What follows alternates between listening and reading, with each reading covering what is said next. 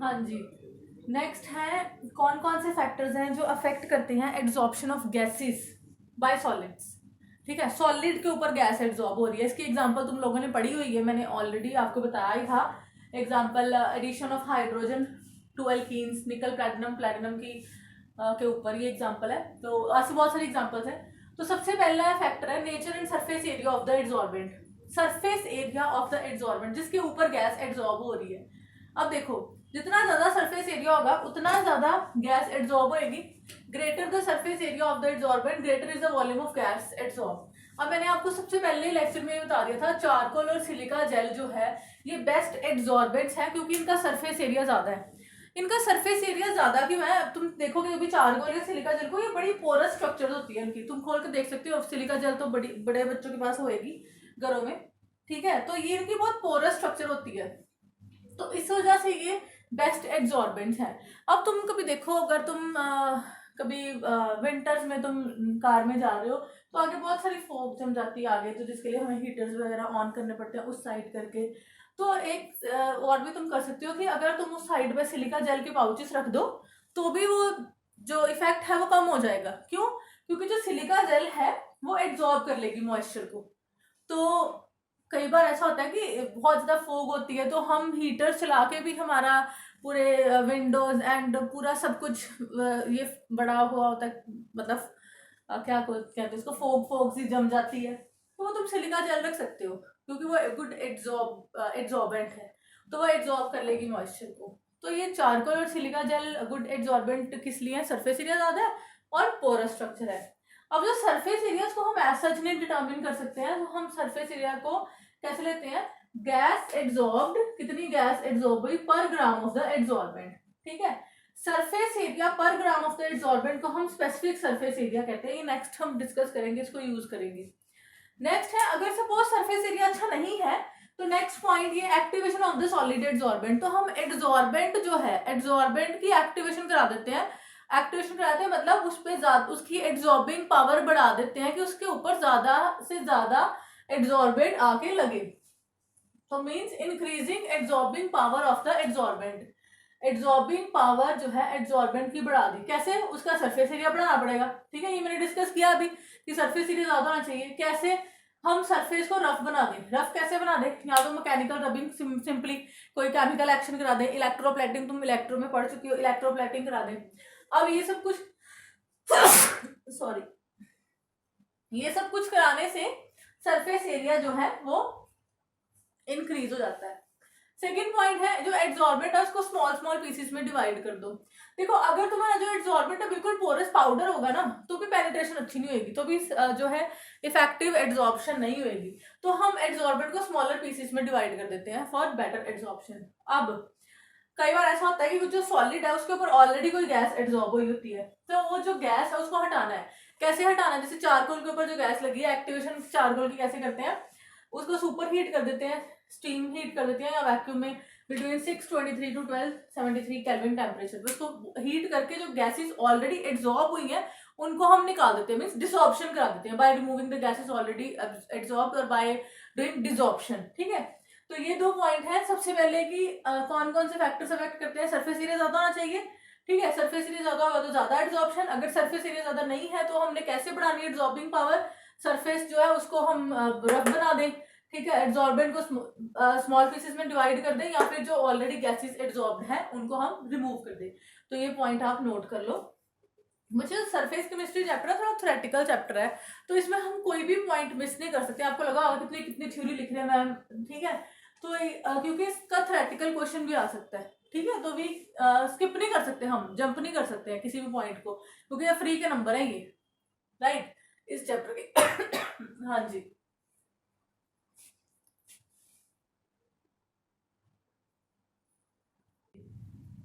तो next factor जो है वो है nature of gas being absorbed.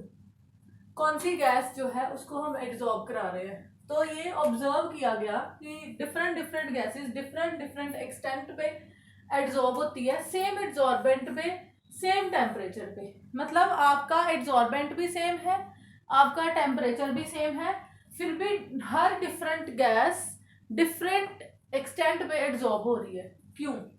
इसका रीजन है क्रिटिकल टेम्परेचर।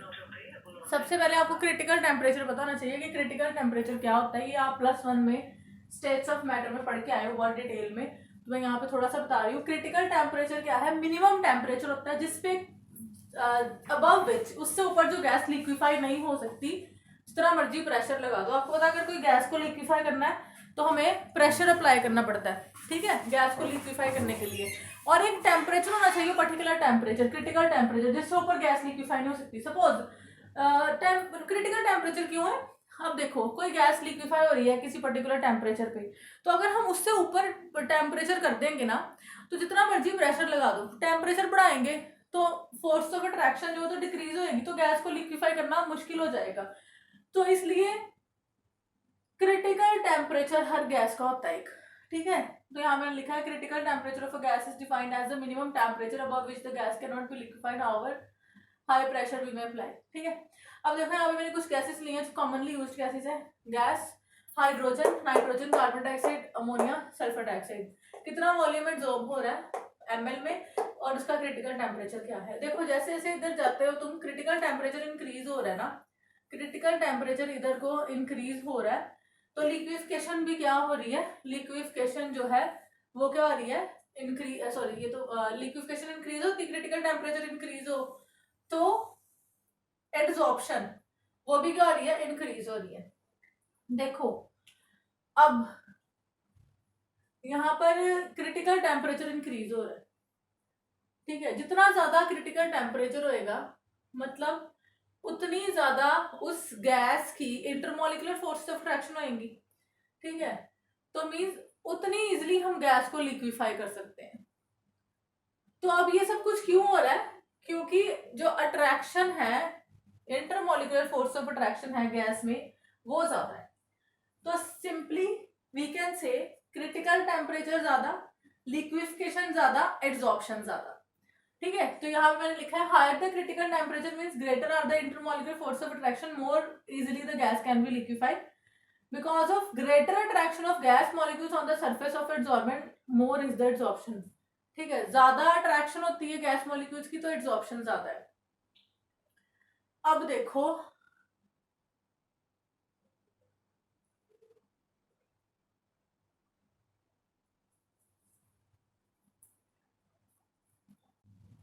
यहाँ पे जो कार्बन डाइऑक्साइड है, ये टेम्परेचर जो है केल्विन में है, उसके लिए क्रिटिकल टेम्परेचर इज 304। नाइट्रोजन के लिए क्रिटिकल टेम्परेचर इज 126। अगर मैं इन दोनों गैसेस, इन दोनों का कंपेयर, किसी भी दो कंपेयर कर सकते हो, तो इन दोनों का कंपेयर करो तो इसका क्रिटिकल टेम्परेचर ज्यादा है। मतलब कि इस टेम्परेचर पे ही गैस जो है लिक्विफाई होती है। अब टेम्परेचर ज्यादा है मतलब कि हम इसको लिक्विफाई करने के लिए हमें टेम्परेचर इतना करना पड़ेगा, ठीक है। तो मीन्स ये जल्दी लिक्विफाई होगी, ये जल्दी लिक्विफाई होगी तो इसकी एड्सॉर्प्शन ज्यादा होगी, ठीक है। अब इन दोनों को कंपेयर करें तो ये जल्दी लिक्विफाई होगी क्योंकि इसका टेम्परेचर ज्यादा है, इसके लिए हमें टेम्परेचर कम करना पड़ेगा, ठीक है। तो जितना ज्यादा क्रिटिकल टेम्परेचर है उतनी लिक्विफिकेशन ज्यादा होती है और उतनी ही एड्सॉर्प्शन ज्यादा होती है। क्यों? क्योंकि ईज ऑफ लिक्विफिकेशन किस पे डिपेंड करती है, फोर्स ऑफ अट्रैक्शन पे। और तो पता है एड्सॉर्प्शन भी क्या है, अट्रैक्शन या फिर of gas molecules on the surface of adsorbent. तो जितना क्रिटिकल टेम्परेचर उतना ईज ऑफ लिक्विफिकेशन, उतनी एड्सॉर्प्शन। अब नेक्स्ट है टेम्परेचर। तो अदरवाइज भी अगर तुम देखो टेम्परेचर बढ़ाएंगे तो कोई गैस एड्सॉर्ब हुई है, उसकी काइनेटिक एनर्जी बढ़ेगी, ठीक है। फोर्स ऑफ अट्रैक्शन जो है वो डिक्रीज होएगी, तो वो उससे निकलने की कोशिश करेंगी, ठीक है, टेम्परेचर बढ़ाने से। तो इट्स मीन्स अगर तुम टेम्परेचर बढ़ाते हो तो एड्सॉर्प्शन जो है वो डिक्रीज होती है। Adsorption decreases with increase of temperature, ठीक है। क्यों? रीजन मैंने तुम्हें बताया, जब तुम टेम्परेचर बढ़ाते हो, नॉर्मल सा तुम अगर रीजन सोचो लेमैन लैंग्वेज, टेम्परेचर बढ़ाते हो काइनेटिक एनर्जी बढ़ जाती है, मॉलिक्यूल्स की इंटरमॉलिक्यूलर फोर्स ऑफ अट्रैक्शन जो है वो क्या हो जाती है, कम हो जाती है, तो क्या आएगा, डिसऑर्प्शन होगी, राइट। अब 1 ग्राम चारकोल नाइट्रोजन एड्सॉर्ब करता है। अगर मैं 273 केल्विन टेम्परेचर रखूं तो 10 ml, अगर मैं 244 केल्विन टेम्परेचर रखूं तो 20 ml, अगर मैं टेम्परेचर 195 केल्विन रखूं तो 40 ml, ठीक है। मीन्स जैसे जैसे हम टेम्परेचर डिक्रीज कर रहे हैं, एड्सॉर्प्शन क्या आ रही है, increase. With decrease of temperature adsorption increases. जैसे जैसे हम टेम्परेचर डिक्रीज कर रहे हैं, एड्सॉर्प्शन क्या आ रही है, इंक्रीज। अब जो एड्सॉर्प्शन है ना, वो भी एक इक्विलिब्रियम प्रोसेस ही है। देखो गैस जो है वो है तुम्हारा एड्सॉर्बेट, ठीक है, गैस है तुम्हारा एड्सॉर्बेंट, जो कि सॉलिड एड्सॉर्बेंट के ऊपर गैस ने लगना है। तो मैंने तुम्हें बोला था कि ये तुम्हारा सॉलिड है, इसके ऊपर तुम्हारे गैस मॉलिक्यूल्स जो है वो एड्सॉर्ब हो रहे हैं। तो ये दो प्रोसेस है, एक तो एड्सॉर्प्शन, दूसरा डिसॉर्प्शन। एड्सॉर्प्शन को हम कंडेंसेशन बोलते हैं, डिसॉर्प्शन को हम इवेपोरेशन बोलते हैं। अब यहाँ पे गैस एड्सॉर्ब होगी सॉलिड के ऊपर, तो जो सरफेस एनर्जी डिक्रीज हुई, जो पहले हम डिस्कस कर चुके हैं, ये एक्सोथर्मिक प्रोसेस है, सरफेस एनर्जी हीट फॉर्म में साथ में निकली है, ठीक है। अब देखो ये प्रोसेस है, गैस है, ये गैस है, गैस मॉलिक्यूल्स है, गैस मॉलिक्यूल्स है, ये सॉलिड है, जिसके ऊपर एड्सॉर्ब हो रहा है वो क्या है हमारे पास, एड्सॉर्बेंट। जो एड्सॉर्ब हो रहा है वो क्या है हमारे पास, एड्सॉर्बेंट। तो यहाँ पे सरफेस एनर्जी कम हो रही है, तो वो जो एनर्जी है वो हीट की फॉर्म में बाहर निकल रही है। तो ये प्रोसेस जो है ओवरऑल तुम्हें पता है एक्सोथर्मिक है, एक्सोथर्मिक प्रोसेस है, राइट। अब देखो, अब अगर हम, तुमने प्लस वन में इक्विलिब्रियम चैप्टर में ली चैटरजी's प्रिंसिपल पढ़ा है, अगर मैं टेम्परेचर इंक्रीज करती हूँ, अगर मैं टेम्परेचर इंक्रीज कर रही हूं तो प्रोसेस रिवर्स जाएगा इक्विलिब्रियम को मेंटेन करने के लिए। अगर मैं टेम्परेचर बढ़ा रही हूं तो ये बैकवर्ड रिएक्शन होएगी, ठीक है। बैकवर्ड रिएक्शन में क्या है, डिसॉर्प्शन, ठीक है। बैकवर्ड रिएक्शन में क्या है, desorption means increase of temperature. अगर हम टेम्परेचर बढ़ा रहे हैं तो एड्सॉर्प्शन डिक्रीज होएगी, मींस डिसॉर्प्शन होएगी, एंड वाइस वर्सा। अगर हम टेम्परेचर डिक्रीज करेंगे, मैं टेम्परेचर कम कर दूंगी तो क्या आएगी, और एड्सॉर्प्शन, फॉरवर्ड रिएक्शन होएगी, ठीक है। तो ये अकॉर्डिंग टू ली चैटरल्स प्रिंसिपल, ये आपने प्लस वन में खड़ा है।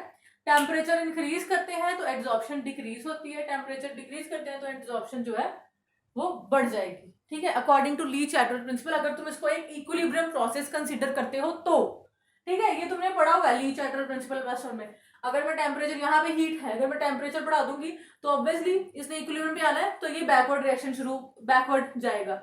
अगर मैं टेम्परेचर कम कर दूंगी, डिक्रीज कर दूंगी, तो फॉरवर्ड रिएक्शन होएगी, राइट, ली चैटरल के अकॉर्डिंग, जो तुमने प्लस वन में पढ़ा है। तो मतलब कि एड्सॉर्प्शन जो है वो डिक्रीज होती है with increase of temperature, and adsorption increases with decrease of temperature, ठीक है। ये यहाँ पे एग्जांपल दी है। पता नहीं, देख लो, हाँ नहीं वो 15 थे, वो 15 ही है। हाँ जी, नेक्स्ट है प्रेशर। तो प्रेशर का क्या इफेक्ट पड़ता है, अगर टेम्परेचर कांस्टेंट है, टेम्परेचर कांस्टेंट है, ये चीज याद रखनी है। तो अगर तुम प्रेशर इंक्रीज कर रहे हो तो एड्सॉर्प्शन जो है गैस की वो इंक्रीज होएगी। टेम्परेचर कांस्टेंट मतलब अगर टेम्परेचर बढ़ाते हो ना तो एड्सॉर्प्शन डिक्रीज होती है, ये तुम्हें पता है, क्योंकि विद टेम्परेचर डिसॉर्प्शन शुरू हो जाती है।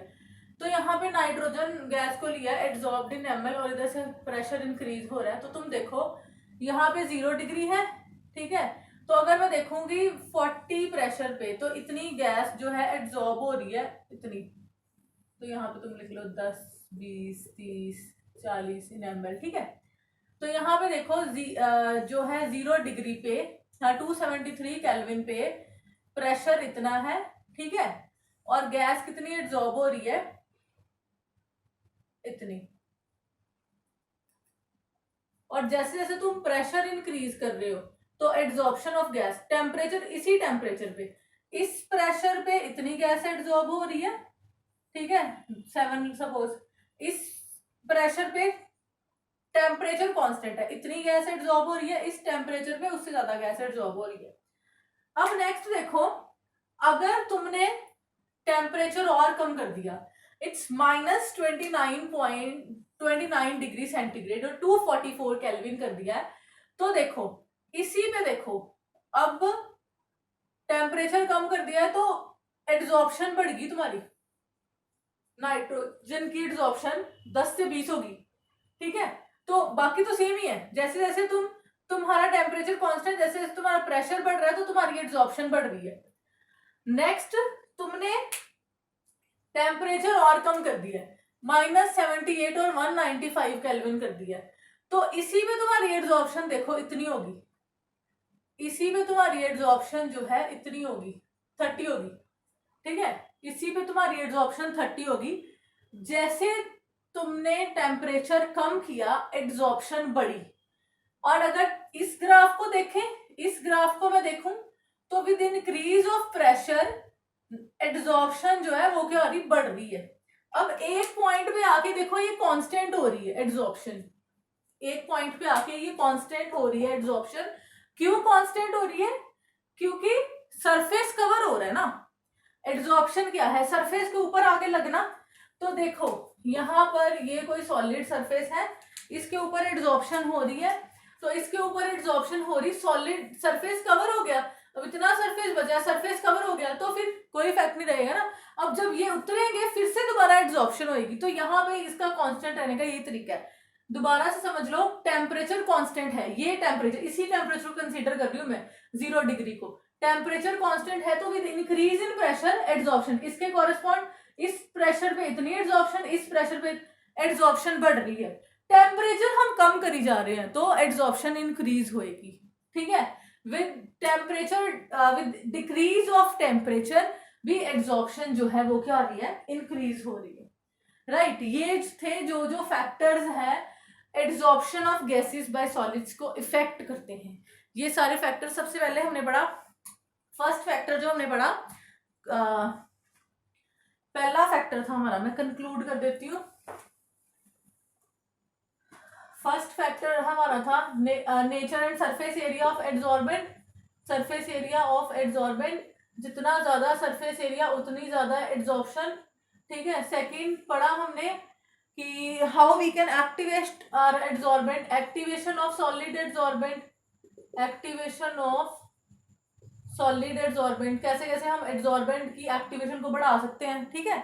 थर्ड हमने किया, third factor nature of gas being adsorbed, nature of gas, यहाँ पे मैंने तुम्हें क्रिटिकल टेम्परेचर बता दिया कि अगर क्रिटिकल टेम्परेचर ज्यादा है, लिक्विफिकेशन गैस की ज्यादा होएगी तो एड्सॉर्प्शन भी ज्यादा होएगी। फोर्थ फैक्टर हमने डिस्कस किया टेम्परेचर, अगर हम टेम्परेचर इंक्रीज करते हैं with increase in temperature adsorption decreases.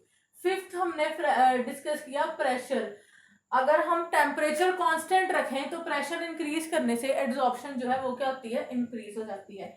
आपको ये पॉइंट समझ लग गया होंगे आई होप। अगर नहीं समझ लगे तो मेरे से क्वेश्चन पूछ सकते हो दोबारा से, तो अगर फिर भी नहीं समझ लगते हैं एक बार वीडियो को दोबारा से देखो, ठीक है।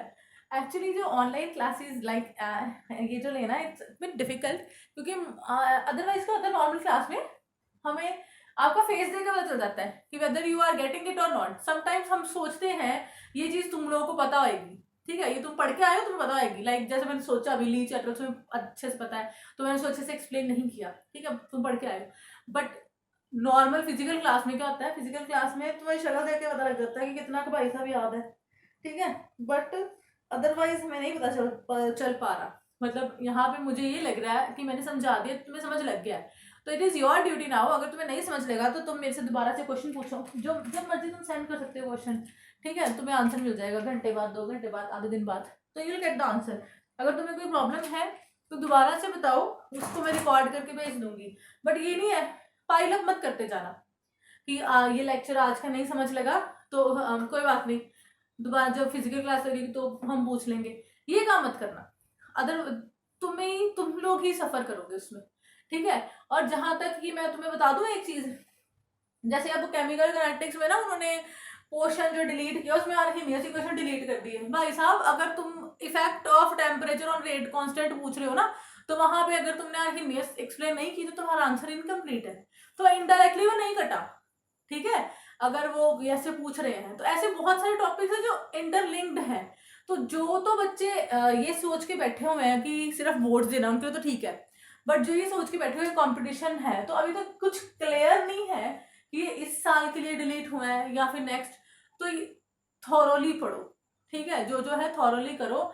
अगर तुमने अच्छा रैंक लेना है तो, और जो प्रॉब्लम्स है साथ साथ पूछो, ठीक है।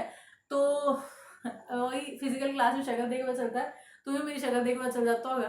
तो यहाँ पे शक्लें तो दिख नहीं रही हैं, कौन कौन देख रहा है, तो इसलिए जो प्रॉब्लम है उसको मैसेज कर दो, कॉल कर लो, तो you can ask your problems. And second thing, जो जो टॉपिक हो रहा है उसके अकॉर्डिंगली क्वेश्चंस आप खुद से ट्राई करो, ठीक है। जितने भी क्वेश्चंस हैं जिन्होंने बोर्ड्स करना है वो last year previous year questions करो ट्राई, और जो कंपटीशन वाले बच्चे हैं वो बाकी भी ऑब्जेक्टिव भी ट्राई करो, कोई भी एक बुक उठा लो उसको अच्छे से करो, ठीक है, थॉरली उस बुक को करो।